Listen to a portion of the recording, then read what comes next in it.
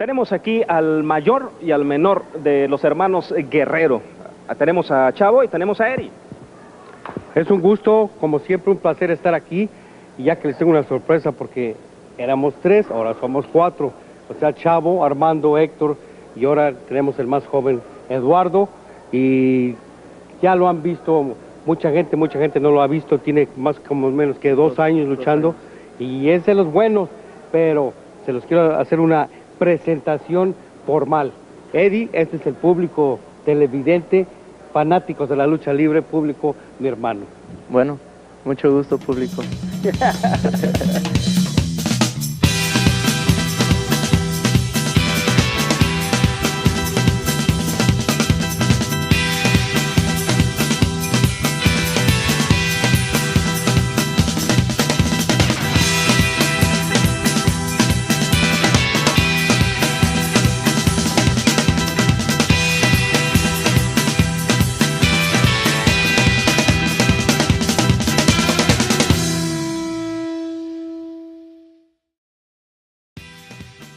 Bienvenidos, amigos. Welcome to Keep Kayfabe, the web show in which we examine and critique the careers and characters of our favorite professional wrestlers. I am your host, El Gringo Loco, Rod. I am joined by Dureño de Chocolate, Brandon, the Love Machine, David, and he's your poppy. Hey, real talk, I want to be the love machine. Straight. No, that's mine. That's mine. You're the poppy. Can I trade you for Poppy then? I mean, be. I love it when you call me Big Pop. Instead of Poppy, can I just be Daddy? Yeah. tell him your name, Daddy. Hey, my name's James. Daddy James. Today we're going to be looking at the early career of one Eduardo Guerrero. Yeah. Light, cheat, steal. That's right. Well, not yet. Yeah, not yet. He's a good man. Spoilers. So yeah, just like a recap of what this show is. What we do is we take our professional wrestlers and we examine their character from the lens of kayfabe. Right? Everybody looks at the backstage stuff of wrestling, but we want to look at the characters and we want to try to explain away the inconsistencies, the contradictions, the bad booking, the just strange whims and character changes that they may make in their career by looking at their kayfabe. So yeah, we're gonna do Eddie Guerrero. And Eddie G is what they call him in the streets. That's right. What about in the sheets? Poppy. Yes.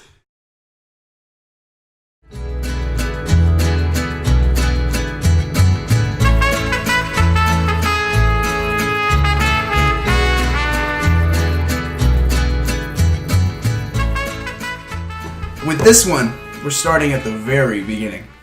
Eduardo Gory Guerrero Llanes was born October 9th, 1967 in El Paso, Texas. The fourth son of legendary Mexican wrestler Gory Guerrero, Eddie was pretty much born to be a wrestling star. The Guerrero family grew up with a ring in their backyard. That was their playground. And Eddie in his youth would perform mock wrestling matches with his stuffed animals. That's the kind of man he was. I always wanted a wrestling ring back in like really? Yeah, just a wrestling ring that I could practice and stuff. That'd be really cool. Yeah. I feel like having a wrestling ring in your backyard would be dope until you realize that you're the youngest of 4 brothers.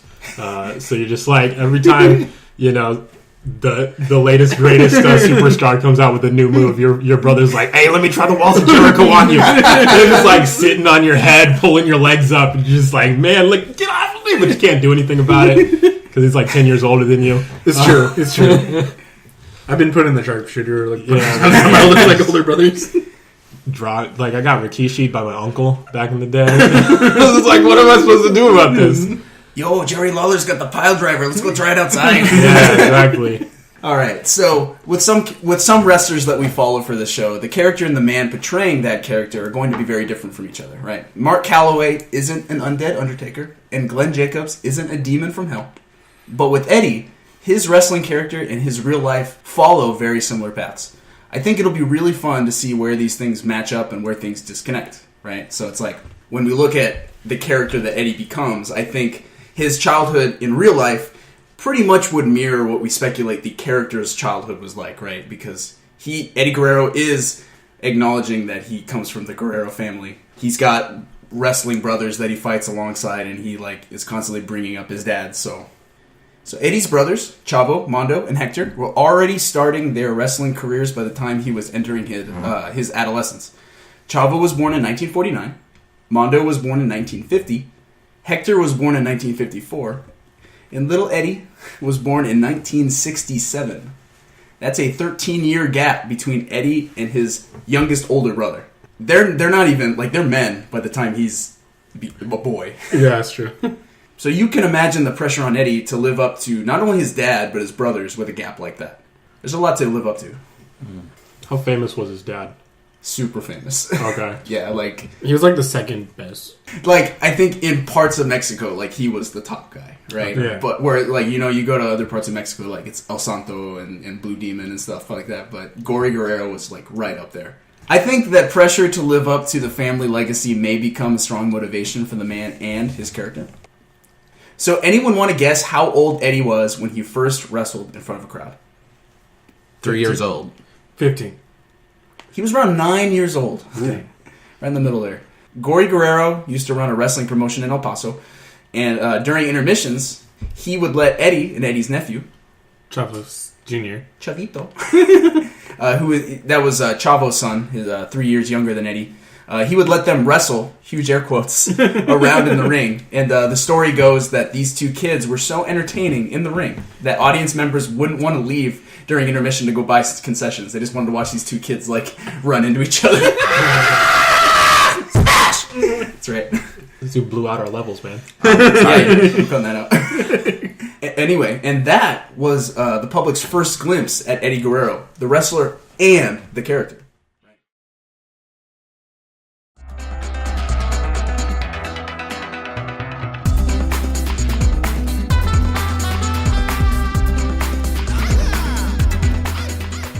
In 1987, around the age of 20, Eddie began his professional wrestling career. He had competed as an amateur wrestler in high school and trained for the pros with his dad, his brothers, and his neighbors. Early in his career, Eddie wrestled primarily south of the border in Juarez, Mexico. Juarez. Now, there aren't many videos available online of his early career, so we figured we'd start our journey in 1989. That's basically the year he was formally introduced to the public, and we watched a promo in which his brother Chavo kind of gets up on the mic in front of a camera and says, "Public, this is my brother Eddie, little Eduardo." Hi, public. How did you guys feel about Eddie's like kind of like first foray in the in? It looked like he was uncomfortable. I think just because like he had his older brother there, like very bashful. Yeah, he was very nervous. You can tell, like he was like putting his thumbs up randomly in like the interview. Like, he didn't know what to do with his hands. Ricky Bobby just like hands were rising up. But you could tell like he had like the heart and the drive. Like I'm gonna make it. I felt like backstage before they went on, like his brother was like, "Hey man, don't worry about it. Just let me do the talking." So then like every time it got passed to him, he was like, "Oh, I hadn't thought of anything because you said I wasn't gonna talk." So he just like thumbs up or like repeat what his brother said. Yeah. Yeah, I mean, I guess that had to be difficult, right? He was growing up in the shadow of his brothers and his father, as we've already discussed, and, you know, maybe he didn't want to taint the Guerrero name. That's true. He didn't want to make a fool of himself. Could be. I feel like as a little kid, if you grew up with like a bunch of brothers who wrestled and your dad was a wrestler, you wrestled in your backyard, you wrestled when you were 9, you became a doctor at that point. Yeah, you might as well. Like, you probably had like all these like this headcanon going on about what your character is going to be when you finally get on the big stage. I don't know about you, but like I would have like this character that I put together like he's like a D&D character or something like that. It's like, this is my backstory, this is what I did, these are going to be my accomplishments, and I'm gonna be the greatest. And it's gonna be like an amalgam of different wrestlers or something like that. Yeah, exactly. Just like all my favorite Wrestler wrestlers. Supreme. Exactly. And then you get on stage and your brother's like, "Hey, don't say anything." And all your hopes are like dashed to pieces. Right? Oh. Smashed against the rocks. That's fair. Cementing his part in the greater Guerrero wrestling family, Eddie oftentimes fought alongside his brothers, especially in the Mexican promotion WIN, Wrestling International Network. That promotion actually held shows in our neck of the woods, San Bernardino, California. Woo! San Bernardino. San Bernardino. Don't shout out San Bernardino. So our first match has Eddie teaming up with his brother Mondo against a pair of, let's say, troublemakers. James, take it away. Yeah, so by troublemakers, we mean the Klan. What's the name of the tag team they're fighting? Yeah, Ku Klux Klan 1 and 2. Uno y dos. Yeah, uno y dos. And it's, okay, these are some very tan Klan members when they get in the ring, and they're not wearing the hood. They're not wearing white. They're wearing a little bit of white, just a little bit. It's on their mask. Yeah, it's on their mask, but it doesn't really it doesn't. If you look at them and you didn't see that it said KKK on the side of their mask, you'd be like, all right, what are these guys? What's their gimmick? I can't tell because they're just wearing wrestling singlets and a mask. When I heard the Guerreros were going to be fighting the Ku Klux Klan, I was real excited, and I thought it was going to be dudes in white robes with pointy hats. Hey, where are the white women at? Burning crosses in the entrance and the whole spiel. But it ended up being a couple of dudes that I am almost certain are Mexican. But they know how to draw out the hate. Yeah, so with a name like that. My headcanon. Are you sure? Because Hogan was tan for that's true. He got real tan to the point true. where it's Hogan that's was not even at the same shade. Hogan was dark enough to say the N-word at one point. The Ku Klux Klan would have been Hogan and Beefcake. Yeah, man. Hogan was pretty dark, but these guys in my headcanon were Mexican, and because there's no they're not fake, they're not fake Klansmen. They are trying to get into the main branch, but the main clan doesn't want them because they're Mexican, but they're trying to prove themselves by beating up some Mexicans. Cuatro hermanos Guerrero, de los luchadores, de los hijos del Gran Guerrero. Vamos a ver a Eddie y a Mando Guerrero contra Ku Klux Klan 1 y 2. So the match starts, and Eddie is in the ring first with Ku Klux Klan 1, and Eddie extends his hand as though it's an olive branch, and he's going to bridge the race divide in the ring tonight.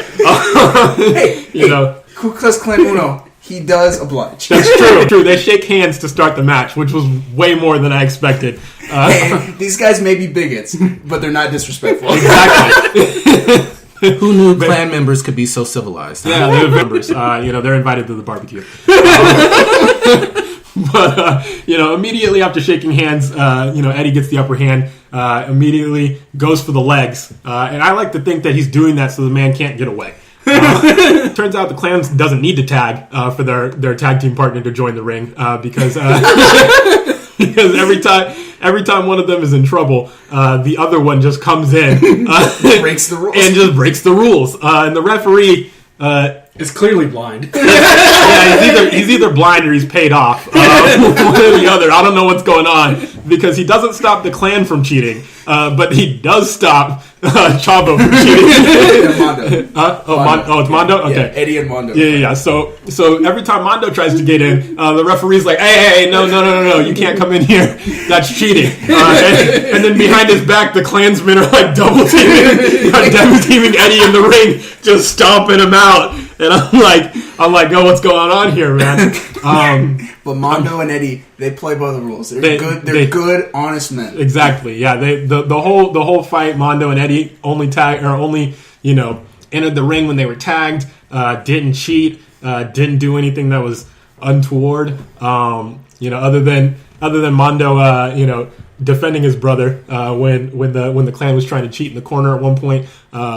During the match, there was a pretty sweet moment when Mondo is pulling up one of the Klansmen for a suplex, and then Eddie comes off the top rope and takes him off of Mondo's shoulders. Yeah, I was gonna say there's some good chemistry between those two. Yeah. They're clearly brothers. I was seeing some potential there. Yeah. Thinking this Guerrero guy, he's gonna be somebody. But yeah, then the match after that is quickly over. The Guerrero brothers win, and everybody's happy. The Klansmen are assumedly, or I assume, not allowed into the real clan because they couldn't take out a couple of Mexican guys. That was their test. That was their test. Yeah, it was like a gang initiation, and they failed.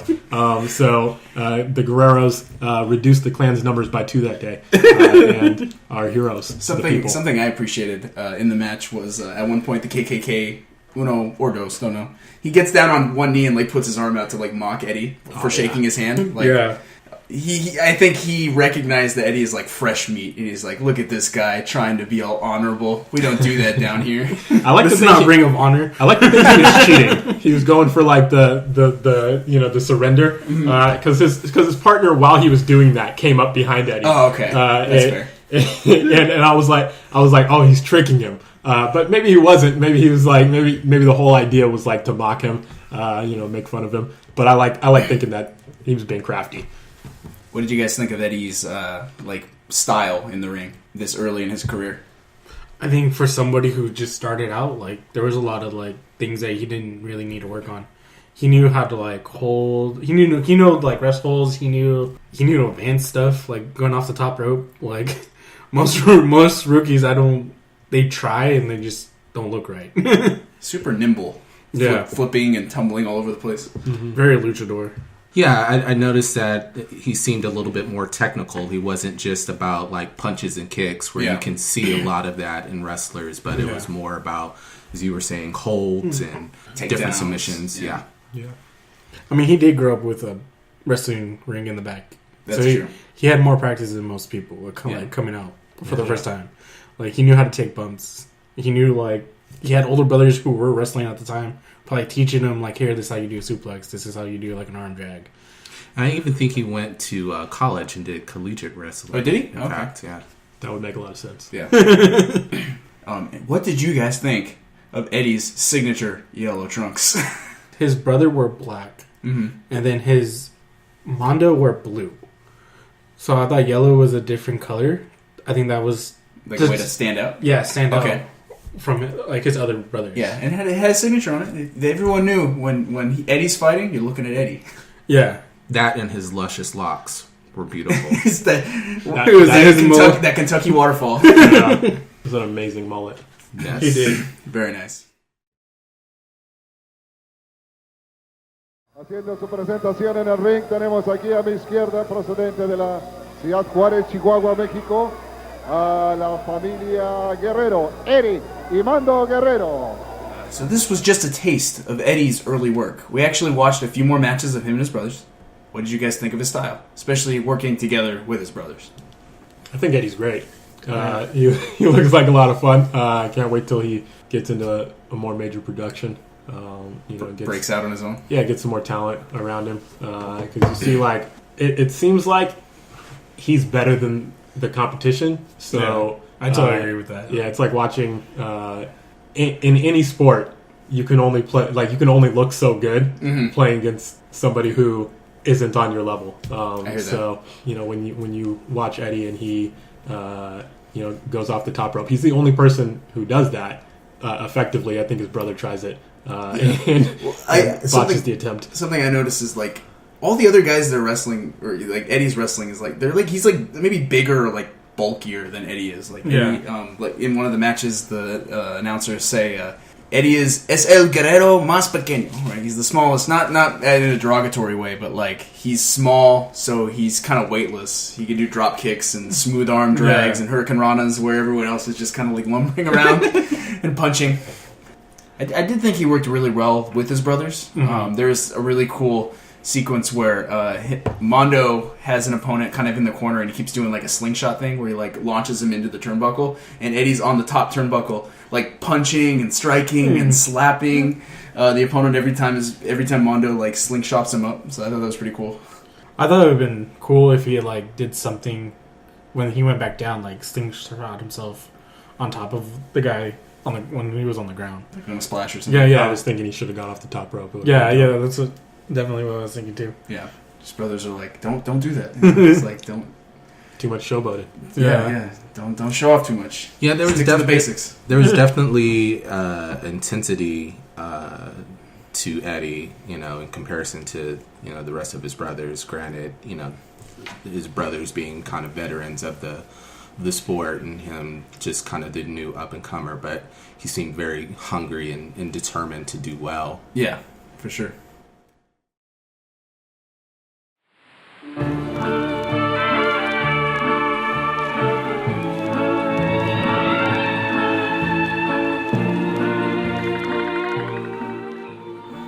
So I made it my mission to find a match that featured all 4 Guerrero brothers. And guess what?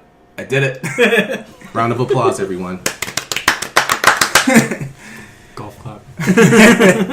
On July 16th, 1989, the Win promotion held a special tribute to Gory Guerrero, the patriarch of the Guerrero family. So, just a bit of a retrospective.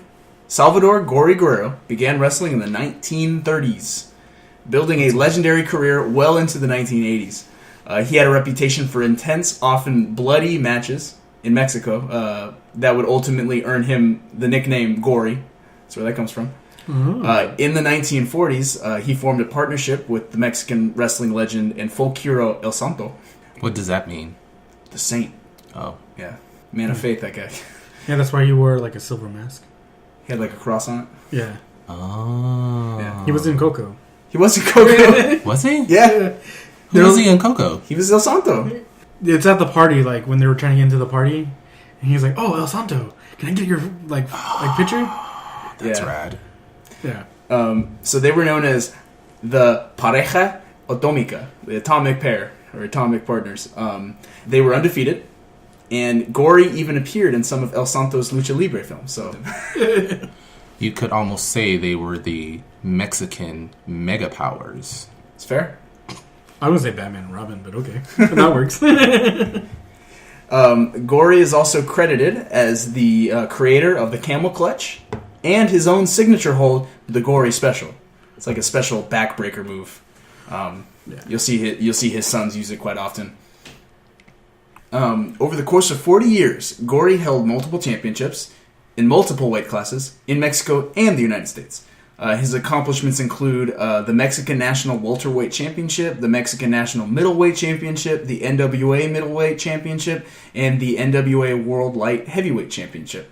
Gory passed away in 1990, 1 year after the match we're about to watch. So, as mentioned before, Gory Guerrero's wrestling legacy lived on through his sons, Chavo, Mondo, Hector, and Eddie, as well as his grandchildren, Chavo Jr. and Shawl Guerrero. That's Eddie's daughter, who wrestled in WWE as, Rachel something. Raquel Diaz. Yeah. There you go. And she actually just debuted in Lucha. Oh, did she? Yeah, Lucha Underground. She Oh, just cool. debuted. Yeah, there you go. So, Isn't she also dating... Yeah. She's married to Aiden English. oh. All right. They got married on Rusev Day. Rusev Day! They broke up, remember? Oh, so sad. You said we can't do that. I was like, oh, copyright. No, they're just not a thing anymore.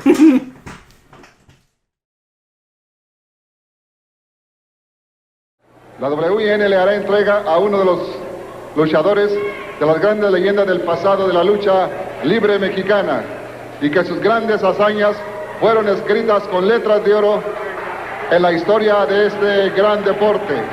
También les heredó ese gran talento luchístico a sus 4 hijos. Vamos a recibir con un fuerte aplauso a este gran caballero del ring, nada más ni nada menos que El Salvador, Gory Guerrero. We're gonna take it to the ring, and we're gonna watch those Guerrero boys fight for the honor of their dad. So the announcer introduces the legendary Gory Guerrero, who is brought to the ring by his 4 sons and a group of wrestlers, and we'll get to them in a second. The president of WIN presents Gory with a plaque recognizing his achievement as el luchador más famoso de la lucha libre mexicana de todos los tiempos. That's Spanish for he's GOAT. The most famous luchador of all time. Yes. Gory is presented several bouquets of flowers by his sons, and we hear some words of appreciation from a few admirers. The pair is known as Rey Mysterio.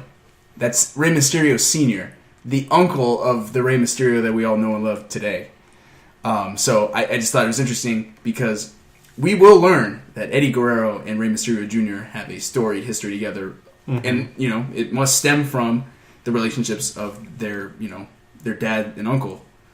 And the second admirer is Conan, who we will talk about very, very soon. We then hear from Chavo, Mondo, and Eddie. Eddie simply echoes his brother's sentiments and says, "I love you." Aw. So with the festivities finished up, Gory is ushered out of the ring, and we are presented with a match. The 4 Guerrero boys are facing the team of Ari Romero, who actually lost a hair versus hair match against Eddie in 1987, which was his first documented lucha de apuesta, which means like fight, like wager fight, or like match with a wager.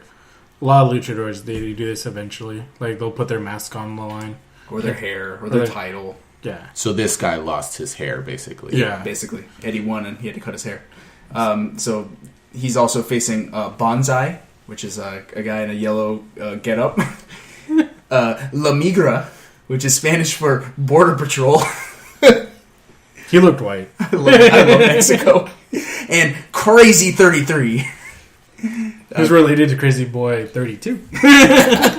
Loki, was Bonsai wearing yellow because like Bonsai is Asian and they were trying to be racist? Probably.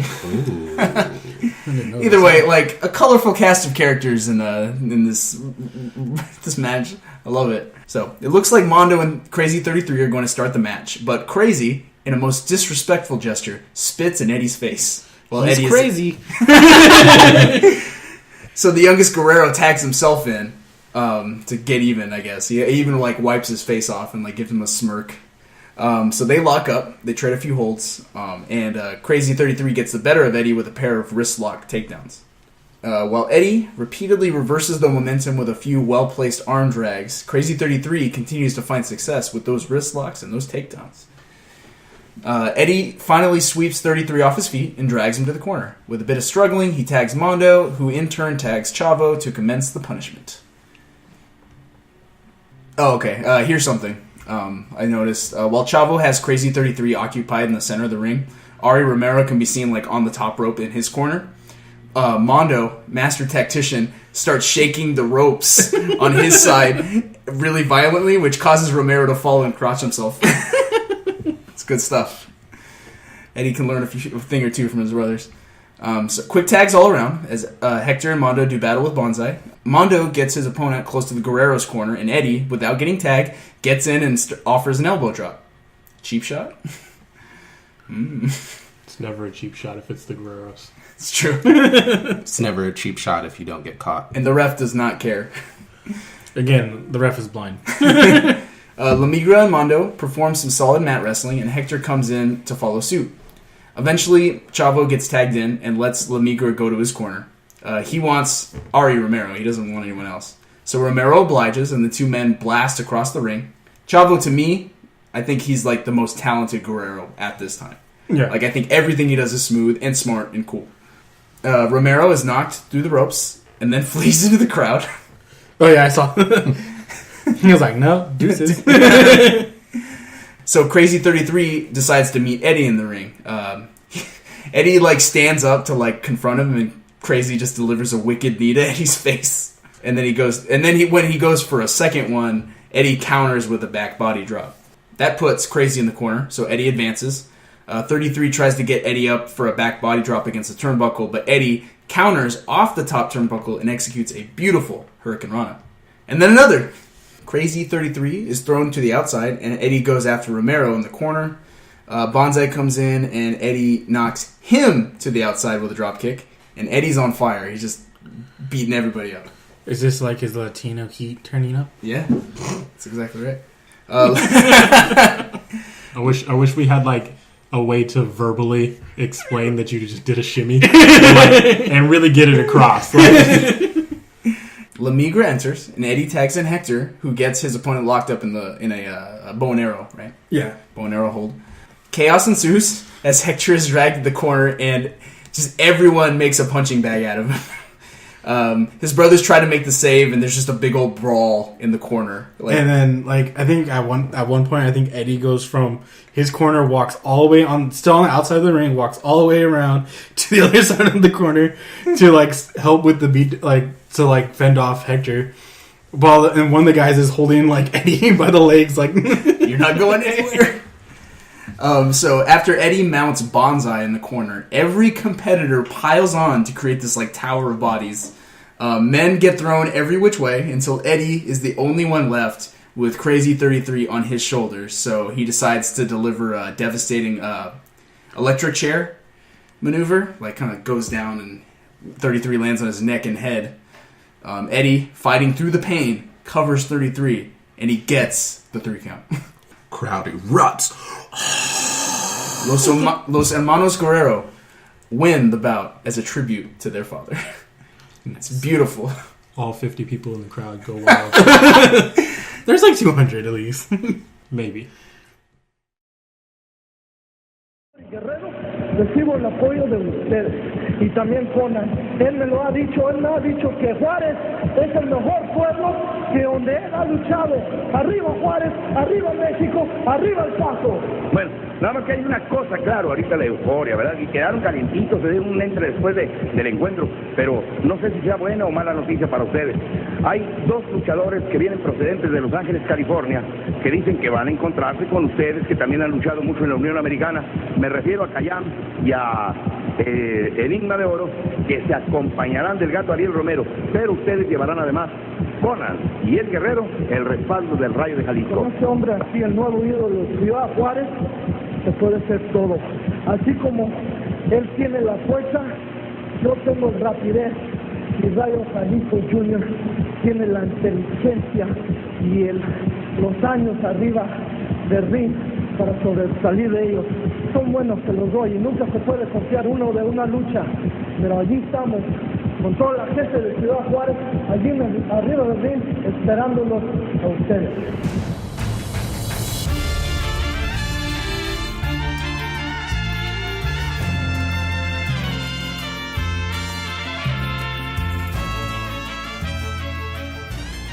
Alright, so one of Eddie's first high-profile feuds was in Mexico with a fellow up-and-comer named Conan. Let me speak on this. Yeah. Taking obvious inspiration from the Arnold Schwarzenegger film of the same name, Conan the Barbarian, El Barbaro, was quickly making a name for himself among the heavyweight division in the Universal Wrestling Association and other promotions. Like, the guy was stacked. Like, he was.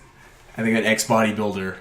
He was just going around and like every promoter was like, we want that guy.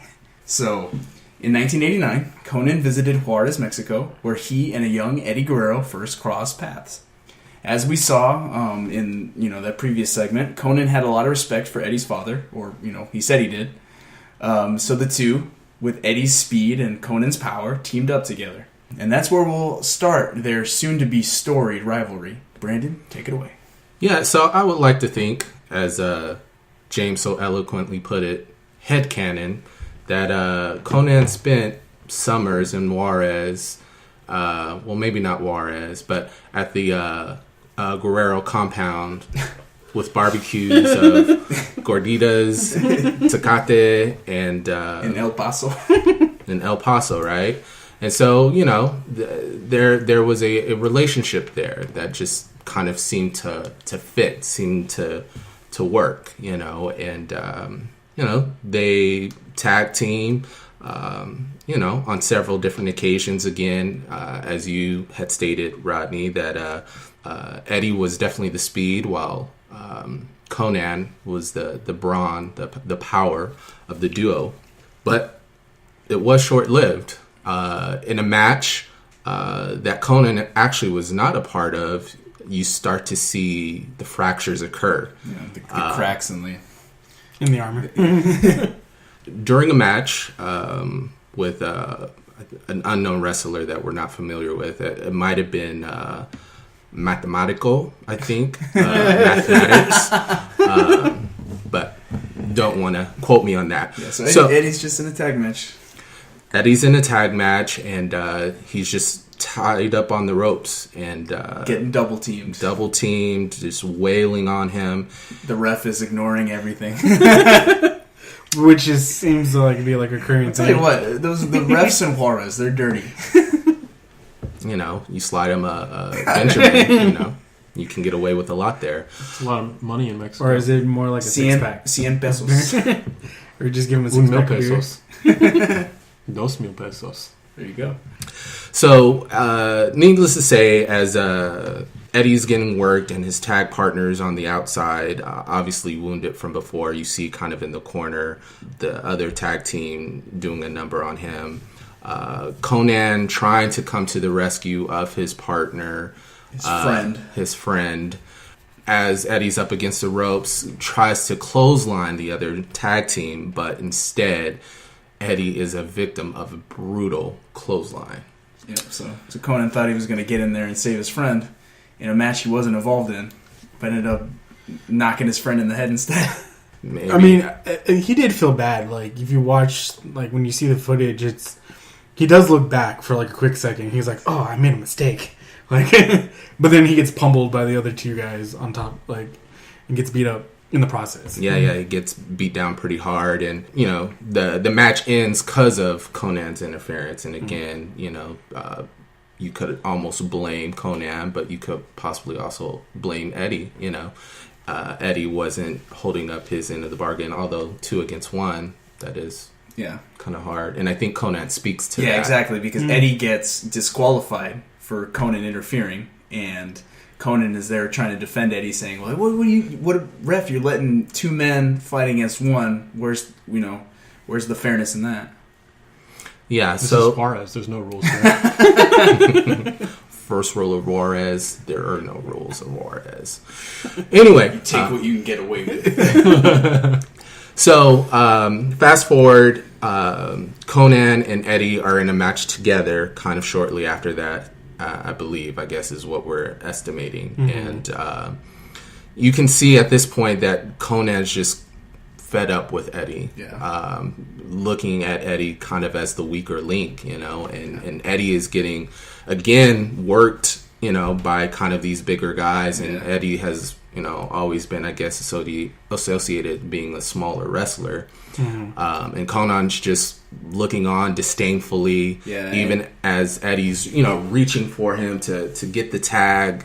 Conan just looks at him and is like, what do you want me to do, chump? So something that James and I were talking about was you can tell just in the way they wrestle, Eddie and Conan don't really have the best chemistry together, and they don't communicate well in the ring. So I could see Conan blaming Eddie for that. It's I'm not going to blame myself because, look at me. I'm a freaking Adonis. Would you argue with a body like this? Yeah. No, I'm going to blame the smaller man.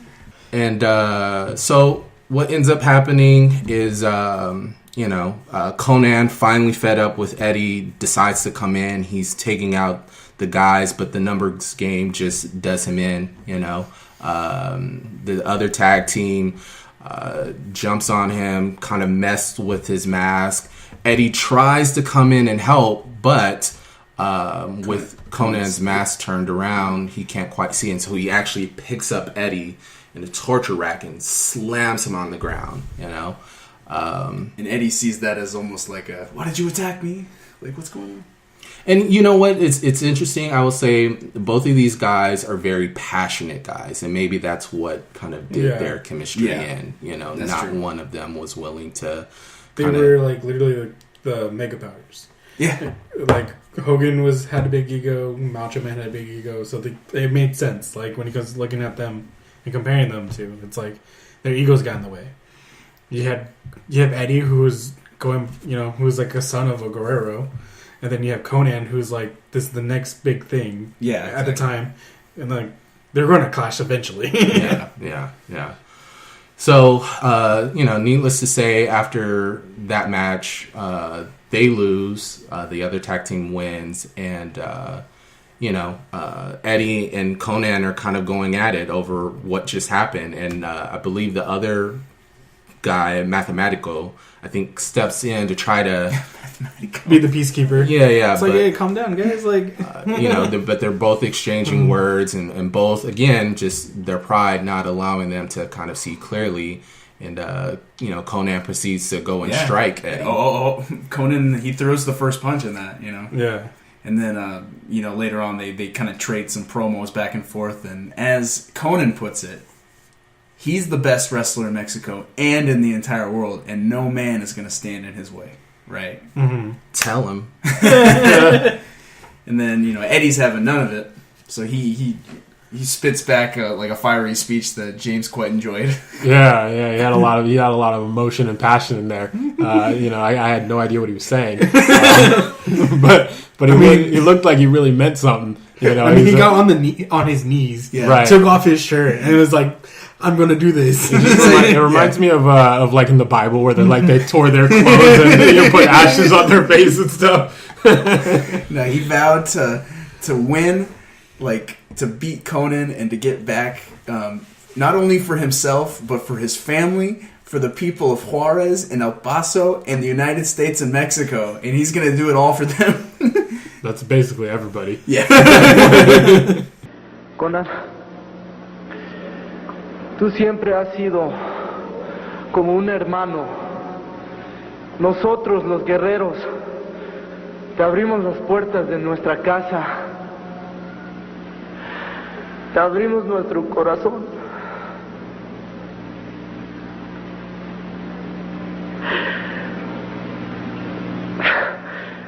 Te abrimos nuestro ring.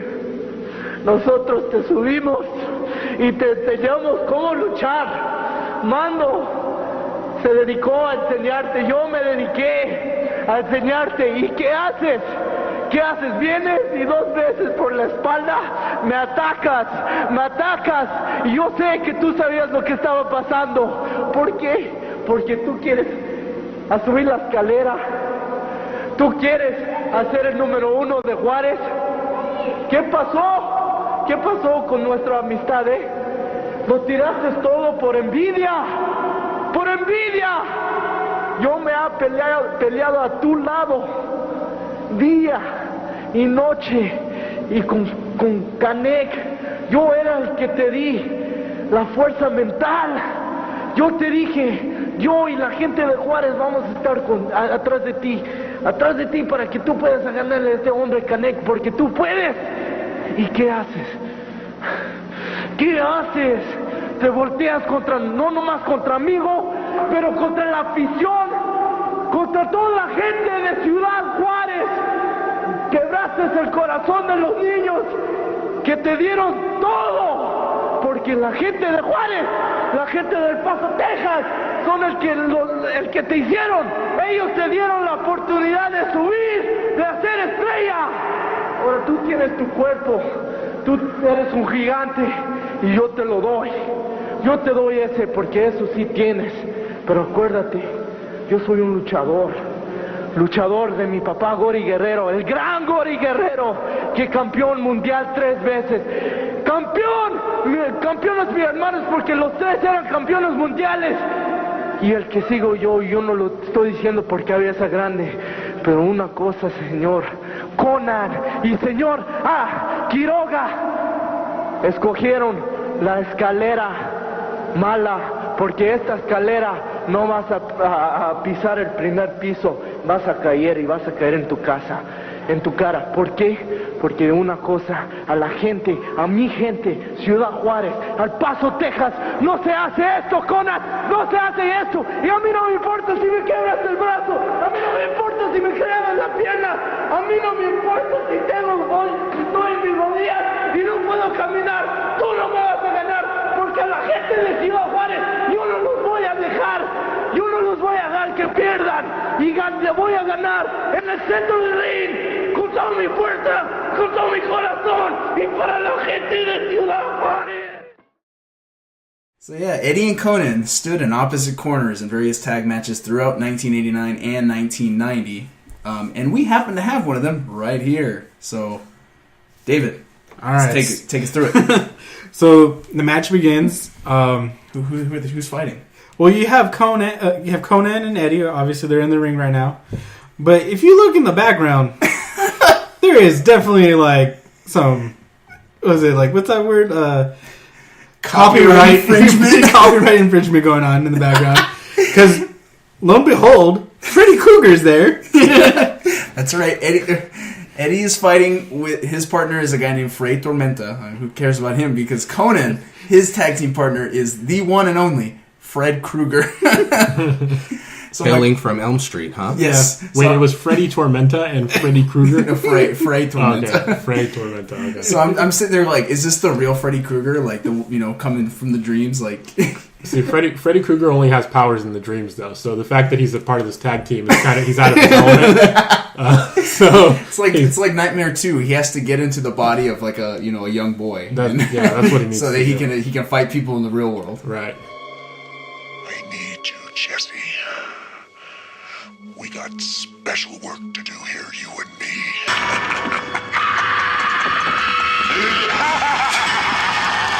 So this is like pretty much they did the whole Freddy versus Jason before Freddy versus Jason. Mm-hmm. They took Freddy out of the dream world. Yeah. So that's why like you see Freddy Krueger like kind of get close to Fray Tormenta's face and like try to rip his mask off because he's trying to get inside him.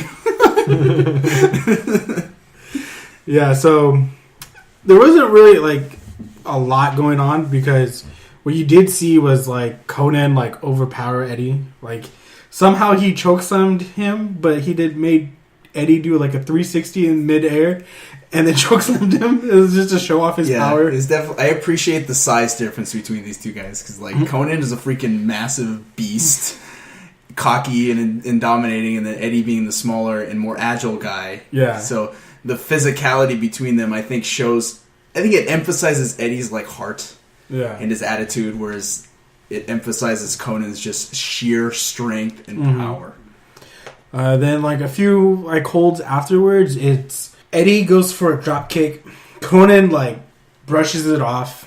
Then Eddie's like kind of like rolls into the middle of the ring. Conan goes for a clothesline. Eddie ducks and then jumps on top of Conan and like and like pretty much piggyback Conan the whole time. It's amazing. And like has the slipper on like good and tight. And then of course you mentioned like Freddy Krueger is trying to like get into his tag team Eddie's tag team partner's head by like ripping the mask off. And then the guy and the ref is going to like, put his hands on his like on his head. He's as shocked and dismayed as we are. Oh no! Like I didn't know what was gonna happen. I wasn't paid off. So as Eddie is about to put Conan to sleep, just as the ref was about to ring the bell, was it Baby Charon or Baby Charon? Baby Charon comes in. Sorry, the world famous Baby Charon. You don't know? I don't know him. With his like singlet that look like overalls. Comes in and just beats up Eddie, and then this is like the most like funniest thing ever because as they're beating up Eddie is on all fours, like is on the ground. The ref decides like, okay, well he won. He raises his hand, but as Baby Charon is like still beating up on him. But this whole time, as they're like beating up Eddie, like the ref is still somehow making sure that everyone knows, like, hey, like Eddie's the winner, like by raising his hands. It happens again. Like he gets his hand raised, but then somehow Conan wakes up and like puts him in the torture rack, and then just drops him. It's amazing. It's a funny match, but a lot of emotion. Yeah, a lot of emotion. Because well, the thing is, like, I thought it was really cool. Like, we don't know Spanish. Oh, I mean, I can't say I do. No. But like, I was able to like pick up the story. Like, oh, this is why they're doing this, and like, yeah. That's something I appreciate about wrestling is it's so visual that we can tell exactly what's going on, even though we don't understand the language. Yeah, it's beautiful. Chef's kiss. It's interesting that early in Eddie's career, you see him a very passionate guy. I think even in his promos, he was doing classic babyface promos where he was very much about competition and about doing his best, you know, and just an overall good guy, you know. And I think it's interesting to see how this possibly could even shape his view on wrestling, his character overall, kind of moving forward, right? Like, not only to be defeated, but to be defeated in the manner that he was defeated, you know, and by who he was defeated by. You know, this wasn't just some random wrestler from Juarez, right? But this was Conan, a guy that he had connected with, I'm sure even considered to be a brother. So I'm interested to see kind of where this takes him. Exactly.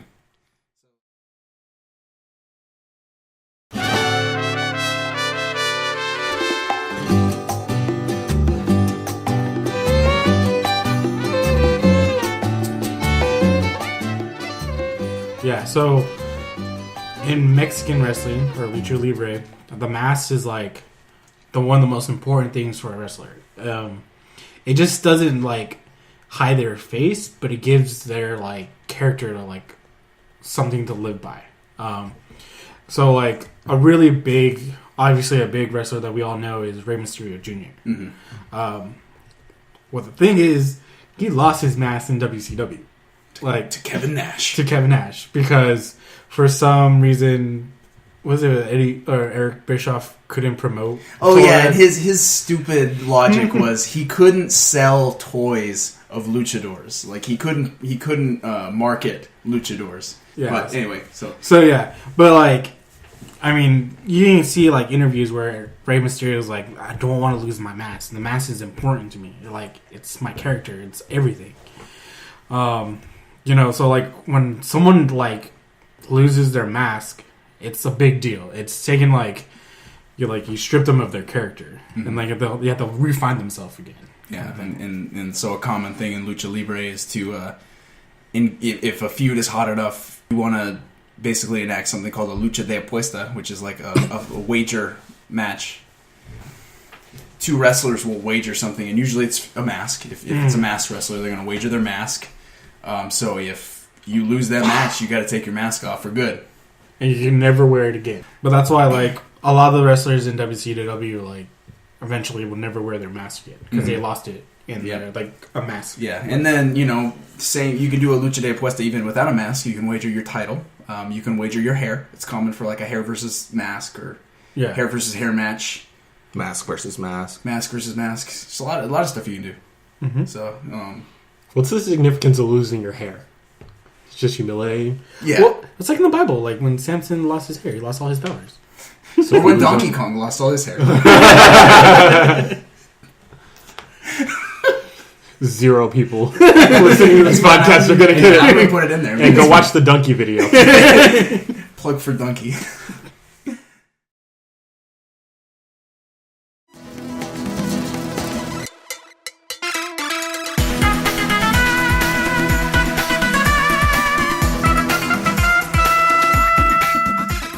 The feud only got more intense when Conan got his hands on the Latin American Wrestling Association heavyweight title. He won it from, I think, Canek.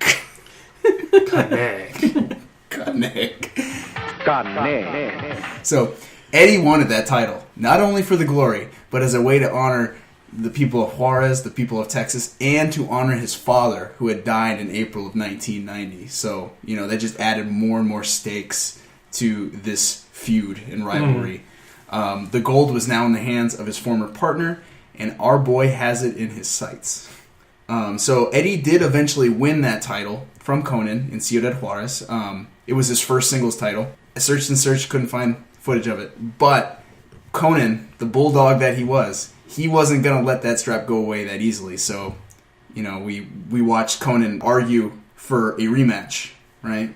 Yeah, like he's all dressed up like yeah, I have this nice suit, but there's no gold around my waist. Until he rips it off. Yeah, he rips it off in passion because it's like, I need my belt. And the problem is that Eddie's not willing to, you know, give Conan that rematch. And I guess, you know, the politics of the promotion is, Conan's going to have to wait a few months to even get another opportunity at that title. And Conan wants none of it. He wants Eddie this week.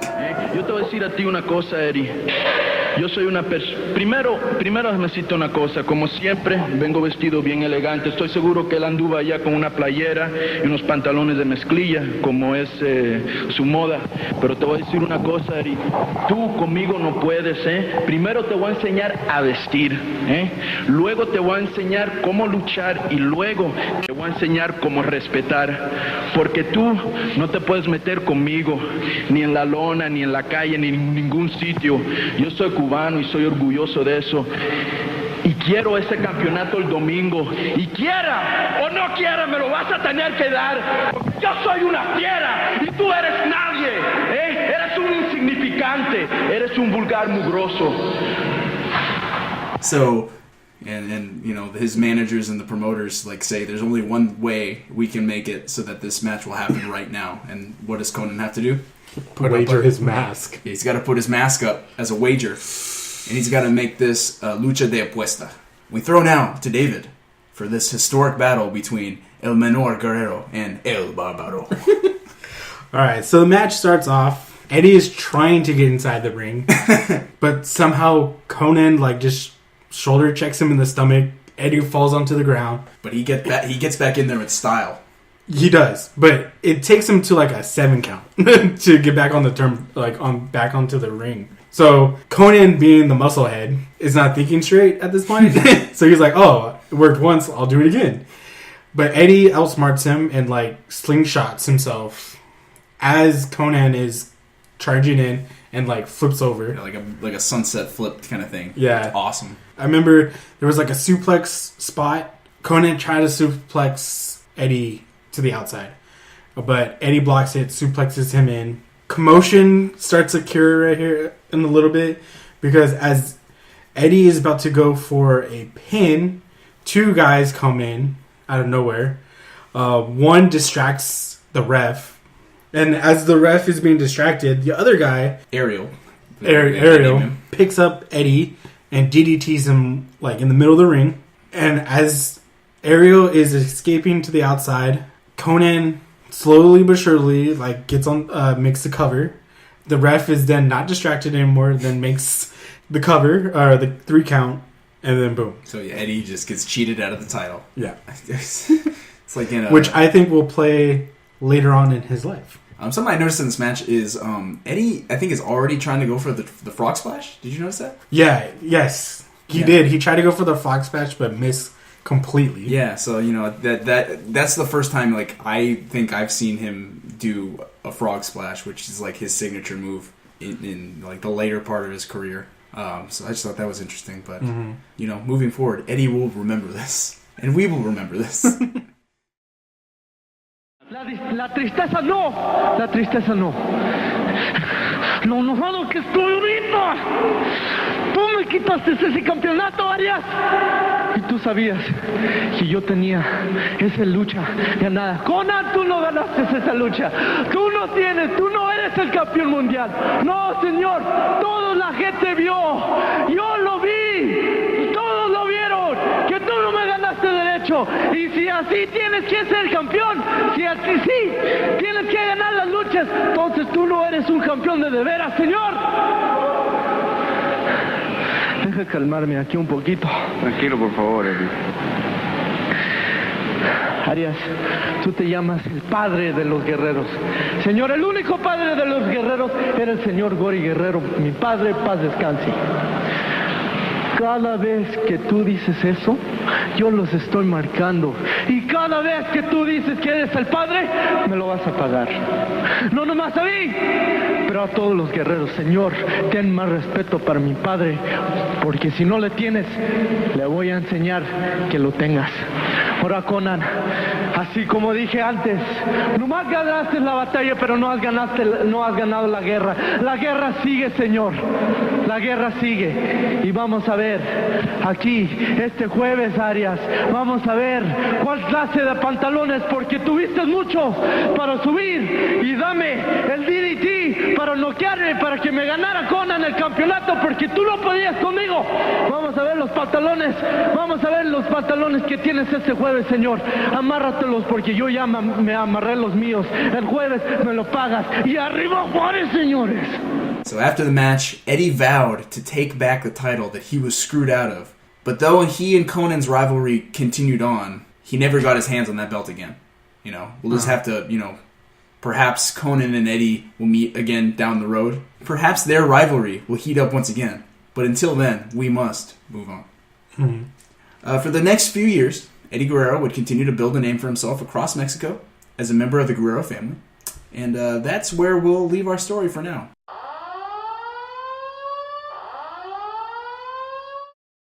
What's this?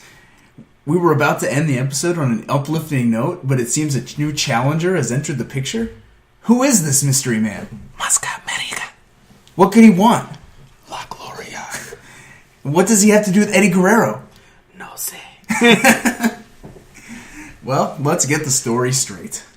In mid-1992, a mysterious masked wrestler named Mascara Magica, stands for a magic mask, debuted in the Mexico-based promotion Consejo Mundial de Lucha Libre, or CMLL for short. Flashy, glamorous, and colorful, Mascara Magica quickly gained popularity among the CMLL crowd. Let us look now to a match featuring Mascara Magica, which the only one I could find online, to get a better idea who this guy is. And maybe we'll find out why we're focusing on this guy at all in this episode about Eddie Guerrero.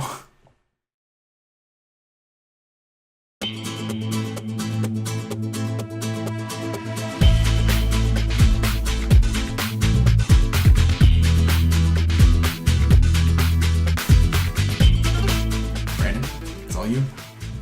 Okay, so the match opens up with Mascara and one of the Beasts. I don't know if it was the Beast or Savage Beast. So it's a 2 out of 3 falls match taking place September 25th, 1992.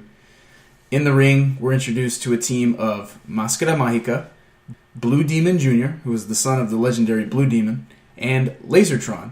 I don't know, maybe it's Mascara Magica's Taserface. I don't know, maybe it's Mascara Magica's brother.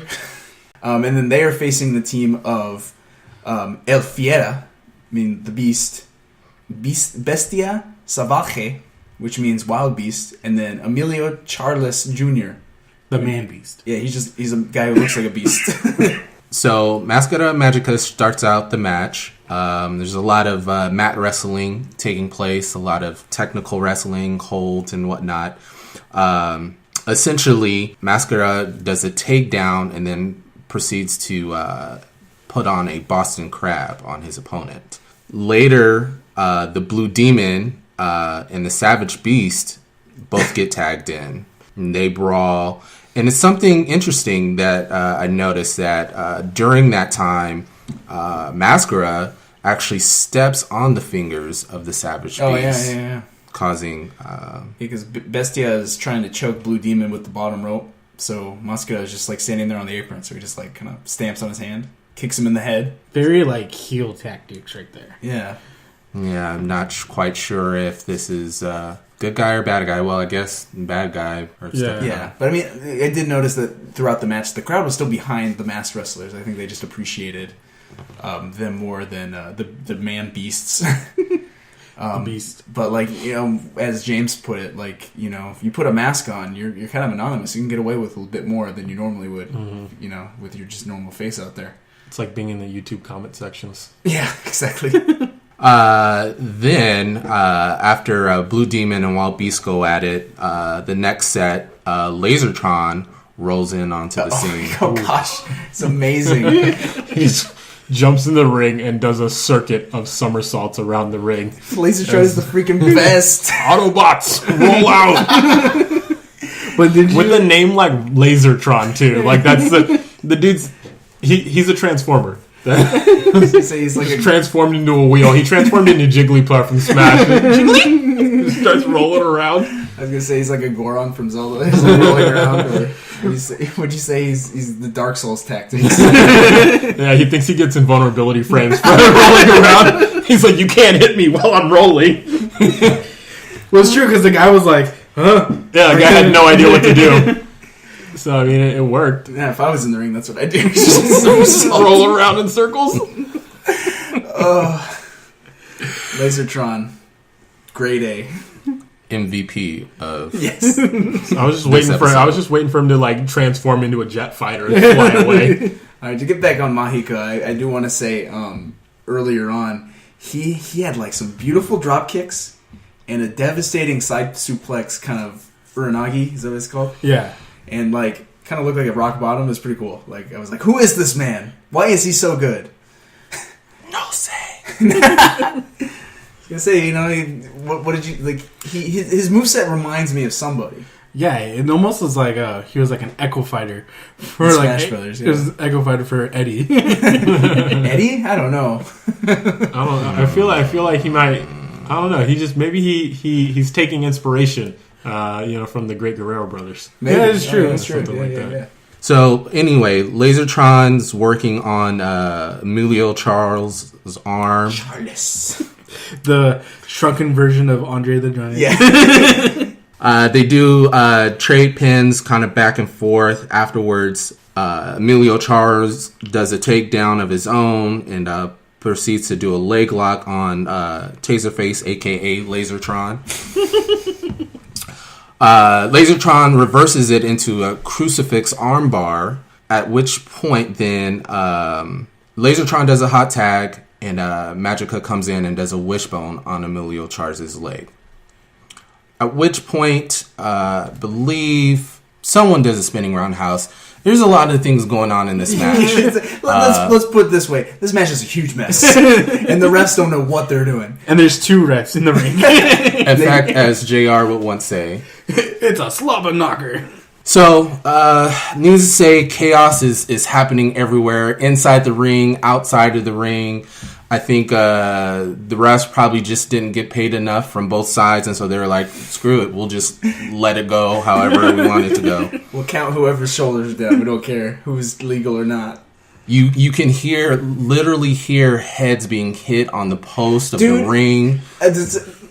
I have never heard a more brutal ring post collision than in this match. And there were like 4 of them. And it was like brutal. Nuevamente le va a aplicar, no, lo va a estregar. Ustedes sabemos, aquí está Lasertron contra Emilio. Ah, qué estrellón. ¿Por qué lo ahoga? ¿Por qué lo quiebra? Es glacial como el viento del Himalaya. Pues no hay problema. Ya va el doctor. Ay, ya reaccionaba Mascara Magica. And at this point, I think we estimated it at what?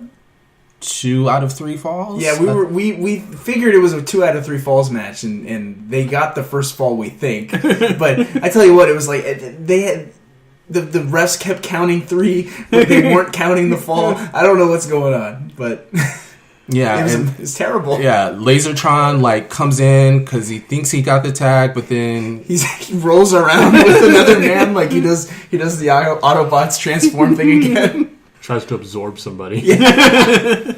Oh my gosh. At which point, the Beastly team of Savage Beast and the Beast formerly known as Charles are just going at it, and the refs just finally have enough that there's just too much chaos. They can't keep contain it, and so they end the match with the masked men being the victors of the overall via disqualification. Match. They just they've had enough of the nonsense, as we all have, and they're like, forget it, Beast Man, you lose, even though you have been cheating the entire match, and there's no point to call disqualification. If you're gonna call it now, you should have called it 2 falls ago. Because at one point it was tied. Yeah, technically tied 2 falls, even though it wasn't. Good Lord. A real nail biter this match. I will say this. Magica was very confrontational throughout this whole entire match. Yeah, I think that's who we want to focus on this match. Is Mascara Magica is like the MVP. He was out there being more aggressive than anyone else in the match, calling people out, kind of waving them on, doing some brutal moves outside of the ring. Suplexes and such things outside the ring, kicking men while they're down.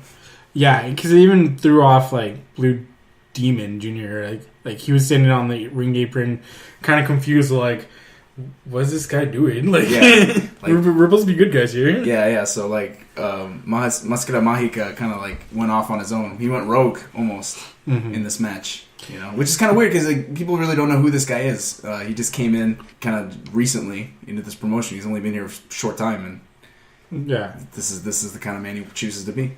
You think that's why he like wore black trunks while his other, like, almost like resembles the Beast team, like, because they all wear all black, and then he wore black.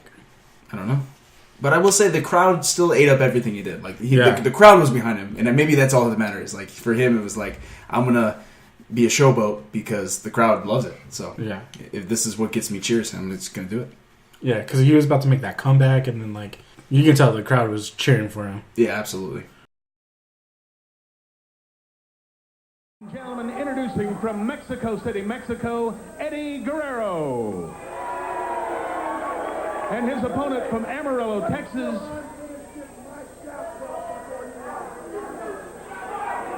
from Amarillo, Texas, Terry Funk.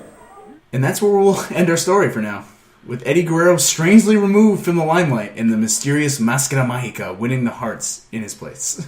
Who is this fiery competitor? Where do he and Eddie's story intertwine? We will discuss that and so much more in the next episode of Keep Kayfabe. And there ends our show. So thank you to everybody for watching our first official episode of Keep Kayfabe. We encourage everybody to like, subscribe, share us around. That would really help us out. And if you liked what you saw, we also have 2 pilot episodes of Keep Kayfabe up on the channel as well, where we looked at WCW's The Renegade. So if you want some, rougher version of what the episode we just put up, check those out.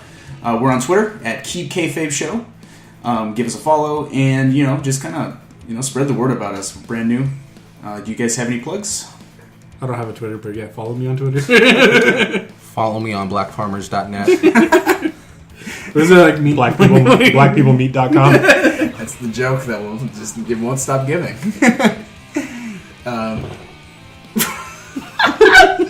That happened. Thank you and buenas noches.